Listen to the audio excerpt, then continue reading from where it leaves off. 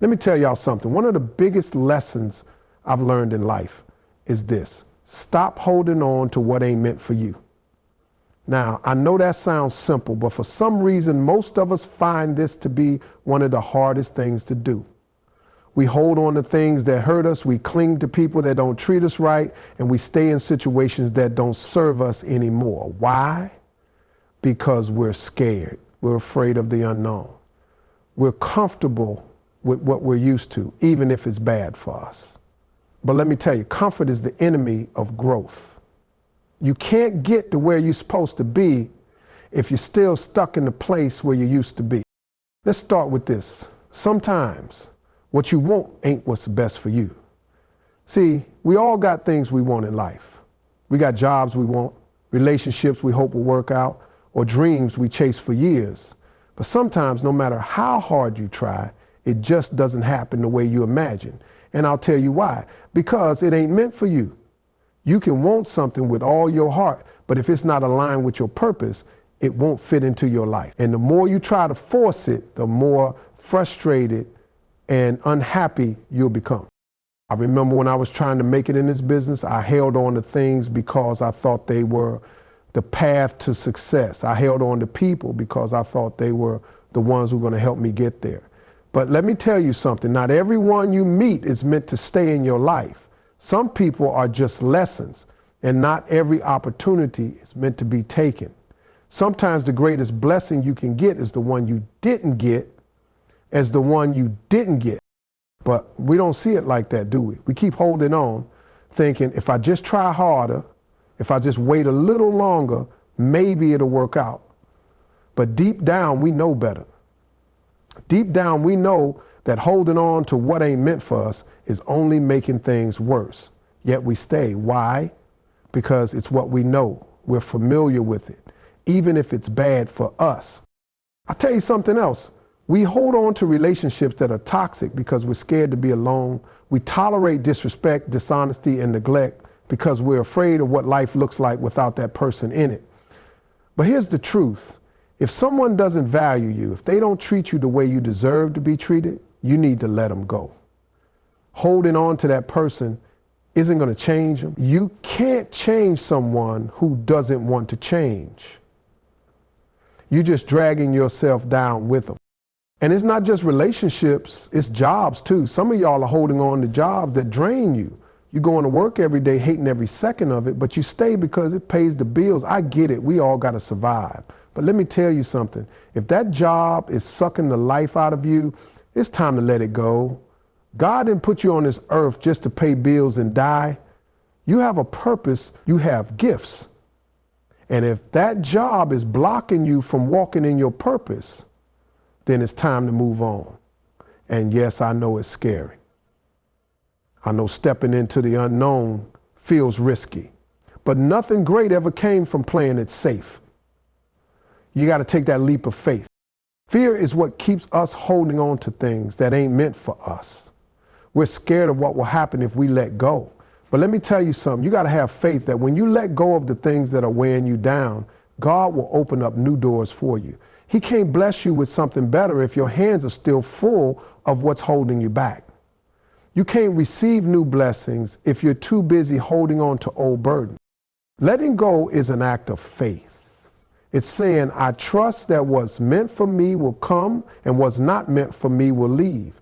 And when you finally let go, when you release what's not for you, you create space in your life for what is. You create room for new opportunities, new relationships, new blessings to come in. Letting go doesn't mean you failed. It doesn't mean you're giving up. It means you're choosing to move forward, to grow, to step into the life you're meant to live. Holding on to something that no longer serves you is what keeps you stuck. It's like trying to walk forward while dragging a heavy weight behind you. How far do you think you're going to get doing that? Not far, right? But when you let go of that weight, suddenly you're free. Suddenly you can move forward with ease. So stop holding on to what ain't meant for you, whether it's a relationship, a job, or a dream that didn't work out the way you thought it would. Let it go. Trust that something better is coming. Trust that you're moving in the right direction. And remember, what's meant for you will never miss you, and what misses you was never meant for you. Let me tell y'all something important today. You've got to live your life with intent and purpose. Now, what do I mean by that? Well, far too many people are just existing, just going through the motions, waking up every day doing the same old thing, just trying to get by. And you know what happens when you live like that? You miss out.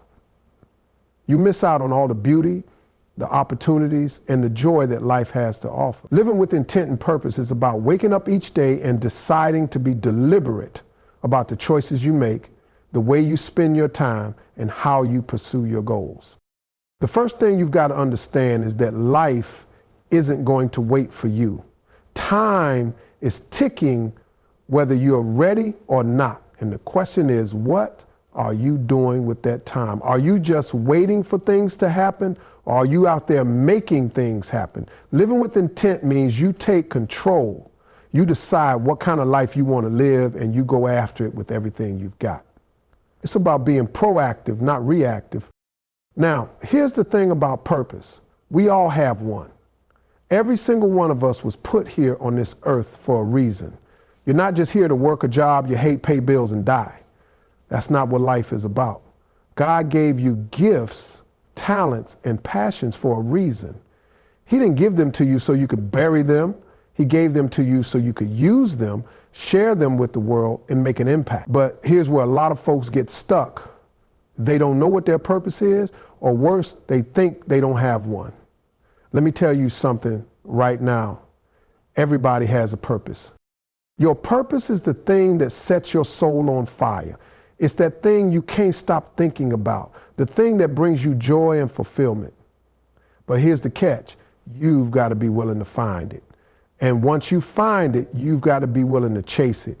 You can't live your life with purpose if you're just drifting along, waiting for things to fall into place. You've got to make the decision to pursue your purpose with everything you've got. That means being intentional about how you spend your time, who you surround yourself with, and what you focus on. Living with intent and purpose also means letting go of distractions. And let me tell you, distractions are everywhere. They come in the form of negative people, bad habits, and even self-doubt. You got to cut out the things that are pulling you away from your goals. If you got people in your life who aren't supporting your dreams, you got to let them go. If you got habits that are keeping you stuck, it's time to break them. You've got to get real about what's standing in your way and be intentional about removing those barriers. Here's something else I want you to understand. Living with purpose isn't always easy.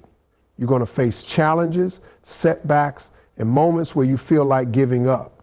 But that's where intent comes in. When you live with intent, you keep going even when things get tough. You stay focused on your purpose, and you don't let anything or anyone knock you off track. You got to have the mindset that no matter what comes your way, you're going to keep pushing forward. That's what separates people who live with purpose from people who don't. The ones who live with purpose don't give up when things get hard. They stay committed. Let me tell you something about successful people. They didn't get there by accident. They didn't just wake up one day and everything fell into place. No, they got there because they were intentional. They had a vision for their life, and they made decisions every single day that moved them closer to that vision. They didn't waste time on things that didn't matter. They didn't let fear or doubt stop them from going after what they wanted. They lived with intent and purpose. And that's what I want for you. I want you to live a life where you wake up every day excited to chase your dreams, where you're not just getting by, but thriving.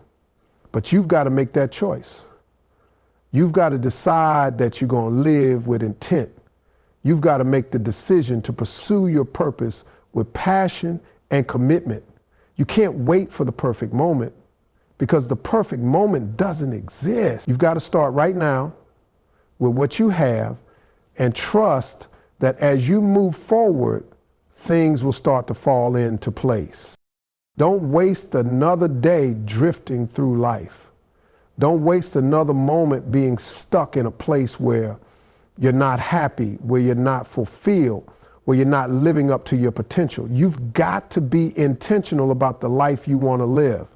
If you want to start that business, start taking steps toward it. If you want to build better relationships, be intentional about who you spend your time with and how you communicate. If you want to get healthy, make a plan and stick to it.